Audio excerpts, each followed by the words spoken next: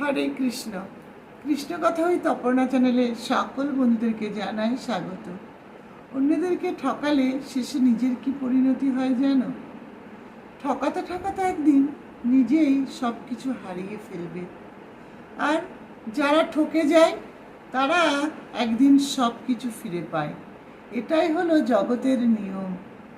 আমরা এই কথাটা কিন্তু কখনো বোঝার চেষ্টা করি না। আমরা কোনো কিছুর পাওয়ার আশায়, কোনো কিছুর লোভে আমরা কি করি, ভাবি কি অন্যকে ঠকাবো। কিন্তু কাদেরকে ঠকাই জানো?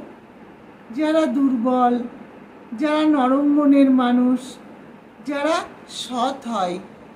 তাই যখন আমরা সেই সৎ মানুষগুলোকে ঠকাই, ঠকাতে ঠকাতে একদিন শেষে কি হয়, নিজেই সব কিছু হারিয়ে ফেলি।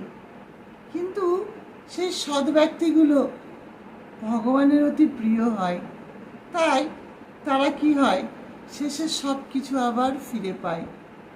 আমরা এই কথাটা বোঝার চেষ্টা করি না, বিশ্বাস করতে চাই না, ভাবি সব ভুল। কিন্তু জগতে কি হয়, জগতে অন্য কাউকে হারালে, অন্য কাউকে ঠকালে সেটা কিন্তু একদিন নিজের কাছেই ফিরে আসে। তাই বলবো, জীবনে কোনো কিছুতেই দুর্বল হয়ে যেও না, ভেঙে পড়ো না। যখন সব কিছু হারিয়ে যায় তখনও কিন্তু ভবিষ্যৎ বাকি থাকে। কারণ আমরা কবে মারা যাব আমরা কিন্তু কেউ জানি না।